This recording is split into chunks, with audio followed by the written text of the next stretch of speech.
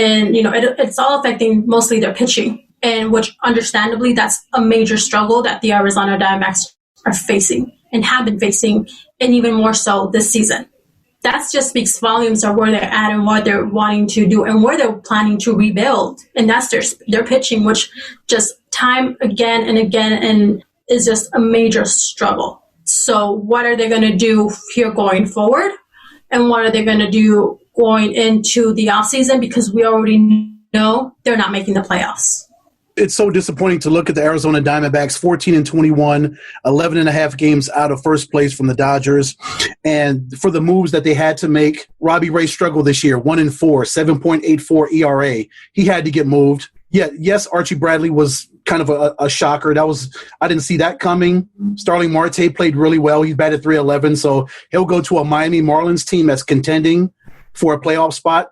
And Andrew Chafin goes to the Chicago Cubs, another team contending for a playoff spot. But for them to lose 10 out of 11 games, yes, I guess Mike Hazen just threw up that white flag and said, okay, we surrender. This season's done, even though they're 3.5 games out of a wild card spot. But it's so disappointing that 3 of the 4 players, like you said, are from their pitching staff, which is one of the worst pitching staffs in all of baseball, 5.17 ERA as a team. They've given up the most home runs in the league, 63. Just an absolute disappointment of a baseball team in the Arizona Diamondbacks. So many high hopes we have for this baseball team that have not come together. Merrill Kelly's another guy who's out for the season. He had to get a blood clot procedure for his shoulder. So that's another disappointment, another loss from that pitching staff that was absolutely decimated, along with Madison Bumgarner. Everybody thought Madison was going to come in and have a great year. Maybe he'd go back to the 2014 Madison Bumgarner, the World Series MVP, but he had some back issues, and now he's on the 10-day injured list. So many injuries and so many different things that went wrong with this Arizona Diamondbacks team, and now we are where we are, them 7 games under 500, and then they have to take on the Los Angeles Dodgers this week.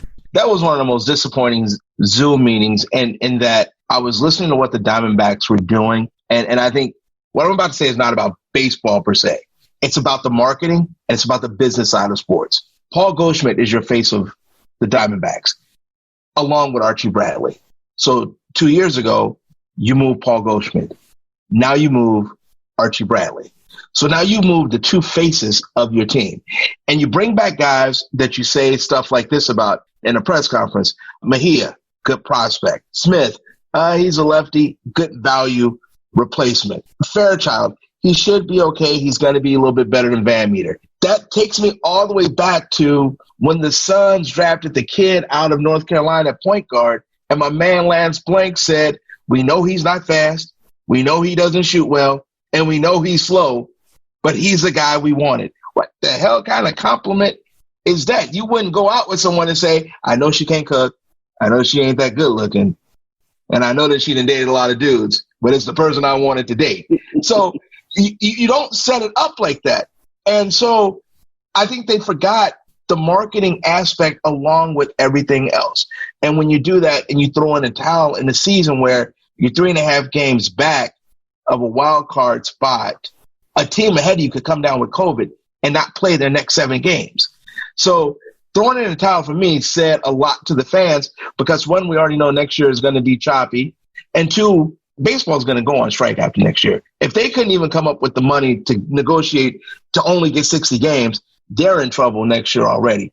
And I just think to your fan base, you're not setting your fan base up right when you're making trades like this, when you could have held on to the face of your organization for guys that are a value pick, value talent, good prospect. I think you missed the ball all the way around when you made all these trades today. My question to y'all is, how much do you think this had to do with the pandemic? I mean, you know what I mean? Just, you think it had a lot to do with that? I don't think I had anything, personally, I don't think I had anything to do with it. I think this is a team that said, we're going to get a couple players this offseason. We think we have enough coming off our 85 wins last year to put us over the hump in this pandemic season. And then when things started going wrong, it's, we're throwing in the towel, we're done, we're out. But what it does is it screws up next year too, my opinion. So I think it's going to be hard. I think the Diamondbacks are a pretty good organization, but every other year they start over. And you can't be the 5th largest market, 5th largest city, and still treat your team like you're a small market team. The two can't go hand in hand.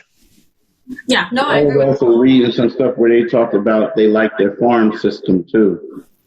So that's the reason why I asked that. Is it one of those things where, okay, we're giving up on these guys, but we think we got some young players who can come in and for less money, we could do it. I mean, other than that, I'm just mind-boggled by the moves. I mean, it was crazy. Like, you wake up this morning and you hear people talking about baseball and everyone talking about the Diamondbacks. Oh, yeah, the Diamondbacks about to get rid of their best players. It's just like, huh? Really? Yeah. Yeah, so similar to when the Miami Marlins did that fire sale a couple years ago, Keith. They pretty much got rid of everybody and kind of started over. Looks like the Diamondbacks are in the same situation. This is a domino effect from just everything that's happened. The expecting to have a good season, and it just didn't pan out. And it's like, okay, well, where are we at now? And it's been pitching that they have a major struggle year after year after year. And this was the year for them where they thought they were going to come back with Mad Bum, having Robbie Ray, and just the pieces that they had. And they, putting it nice in the wrap it up in the bow, that just fell apart. So it was just all the pieces just kept falling down. And what are they going to do now? Like, okay, let's do, what's left to do? Let's sell. And maybe like you're saying, bring in some players from their farm system and give them an opportunity. And they were already in that rebuilding phase. Well, why not just, okay, let's do what we have to do. And like Paul is saying, hey, we are a large market, but you're treating it like a small market team. And that has to change one way or another. And I hope that they take this as an opportunity to do that. You can say that all you want. All I know is next summer is going to be August. I'm going to be sitting in that press box like this again, going, man, how many more days we got left for basketball and football? Because that's the one sport, no matter what you say, and people are lying if they tell you anything else. When you cover all sports, as opposed to just doing one, sometimes you long for that other one to start, especially with baseball, because when your team is out of it in July and you got to go to that ballpark and come up with something to talk about in August, that's a long 4 hours, because you always pick the game that go extra innings. And you get there at like 5 and you walk in your door at 12:45, you're like, man, I picked the wrong game to go to. I think it's going to be a lot of those days next year, to be honest with you. Well, good luck.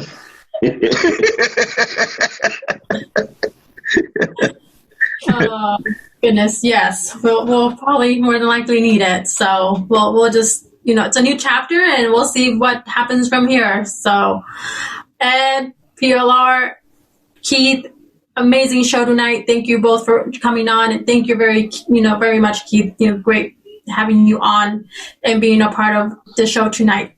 Keith, how can everybody get you on social media, bro? Well, you can follow me on Twitter and on Instagram, since that's big too now, at Pompey on Sixers.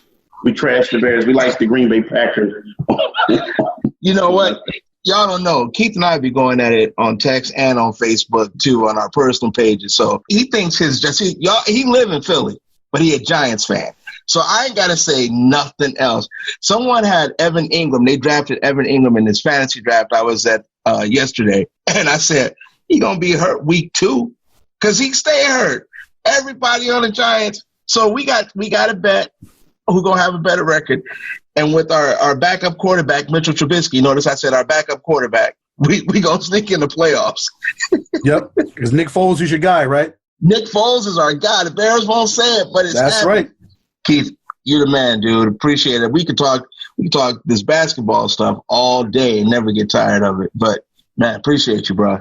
No, I appreciate y'all. I really enjoyed it. I really enjoyed being on this show with y'all. Thank you a lot. It was fun. I really enjoyed it. PLR, where can our listeners find you? You can peep me at the Cave Show, parent company of the Sports Cave Show, every day, 1 o'clock. Go to sportscave.com, listen live. It's on KSRN. It's on BTR. Actually, literally everywhere. You know me. I don't mince words. So if you want to hear what the real, peep me out. The Twitter, the Instagram, and the Facebook page is all the same at the Sports Cave. And if you follow me directly on Twitter at PLR on Sports, know that you're not going to just get sports, so don't get your feelings hurt. And remember, K is with a K too. And Days of Our Life is pissing me off. I just tweeted that the other day. I ain't ashamed to say it. Days of Our Life is pissing me off. All my people leaving. I'm still waiting for that full recap of what's been happening with Days of Our Lives. Come on. Yeah, they're killing me. And Days of Our Lives. I'm about to watch it later on tonight. Right before I go to bed. I DVR it every day. I'm a Days of Our Life person. And can't nobody shame me. Back in the day, it used to be all my children. That used to be my show. Erica Kane? Come on now. You tell me one person that didn't like Erica Kane. Yeah, no, true. Oh my goodness. Man, I miss watching those soaps. Those are so great to watch. Anyway, Ed, where can our listeners find you? Since Keith said this Instagram thing is so big, I guess I'll start off with mine. At Edward Cole 301. And I'm following you now, Keith. I got you, bro. About to follow you. Cool. And on Twitter at EdCole43. Awesome. Great. Well, thank you everyone for joining us tonight. A lot of great stuff and more coming to you next week. Make sure to also download our podcast and listen from wherever it is that you listen to podcasts. Until next week, thank you all. Have a good day. Whoa. You didn't give me your Twitter handle. You didn't give your Twitter and Instagram.